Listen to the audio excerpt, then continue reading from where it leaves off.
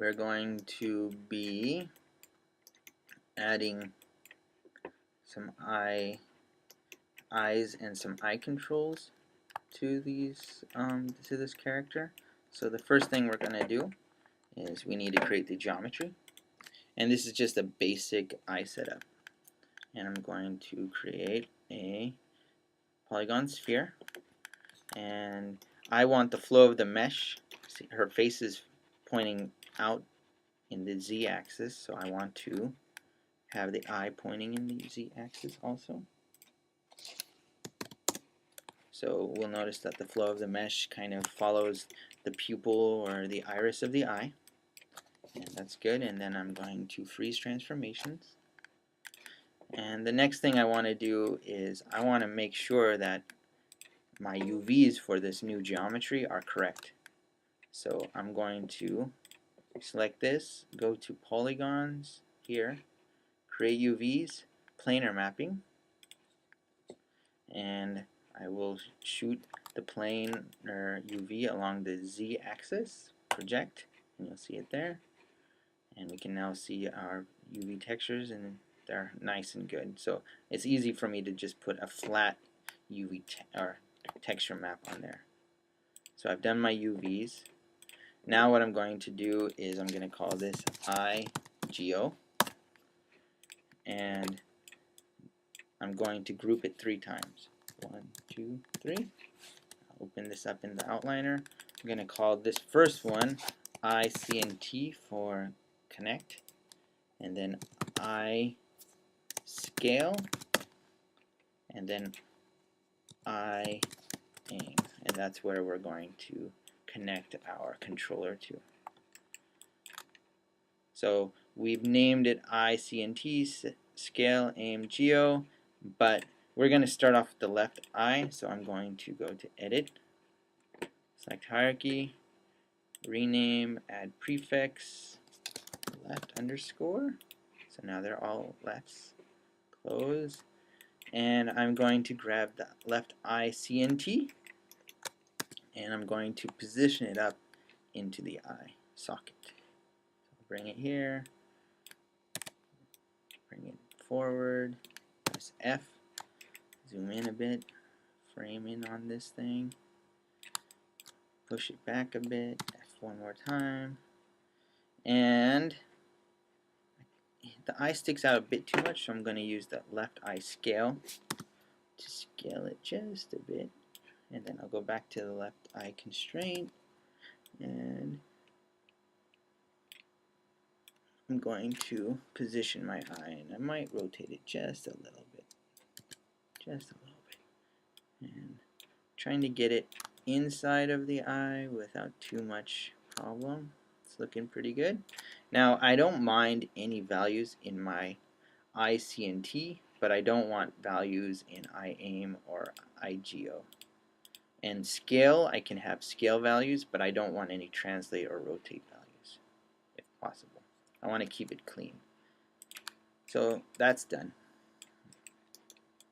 Okay, the position is fine.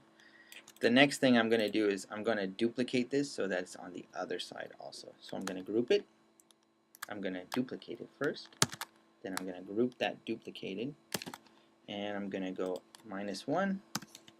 And then the right eye should be in the exact perfect place. So I don't need to reposition it. I don't need to redo all of that hard work of creating the geometry and everything.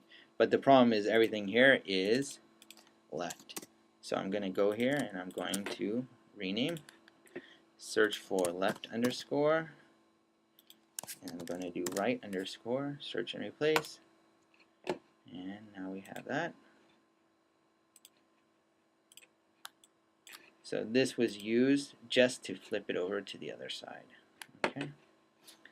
And the next thing, now that I have my eyes created and they're grouped properly, I'm going to create my eye controller. So I'll go to my shapes, and I'm going to create an eye shape. And I'm going to grab this eye shape and I'm going to pull it forward in front of her face. I want it to be kind of far ahead, but not too far.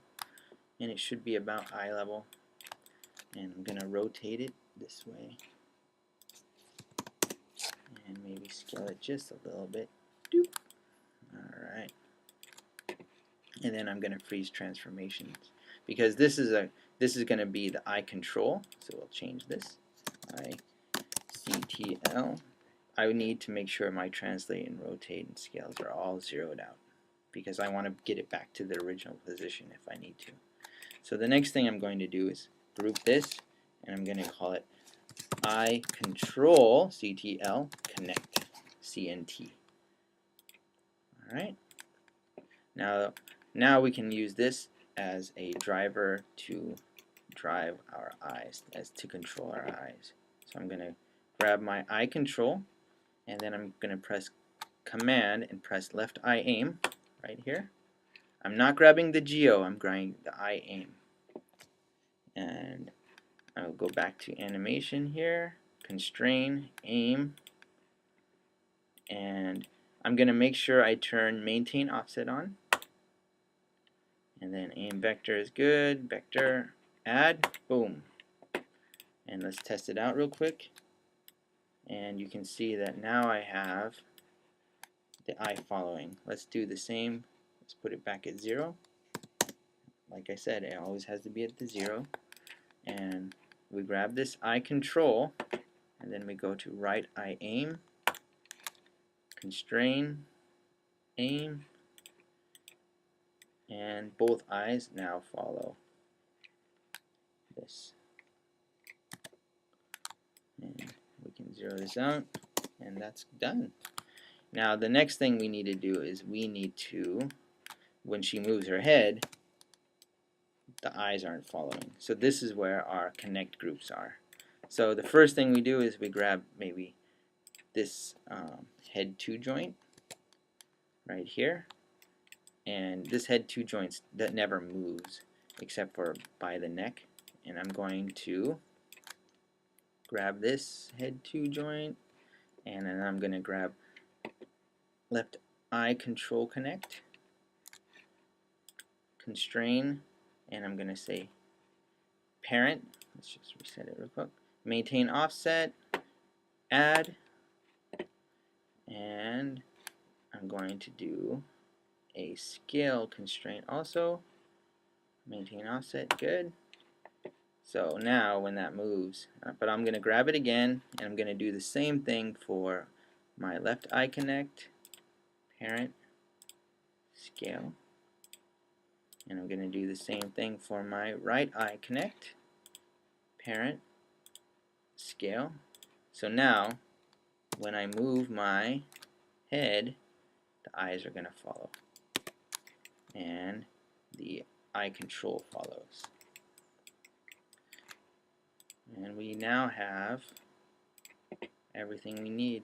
The only thing we would want to do now is maybe group this up to make it clean. So I'm going to grab this and this. I'm going to press Command G, and I'm going to call this iGeo group right here. iGeo group. So we have this group and we have this group.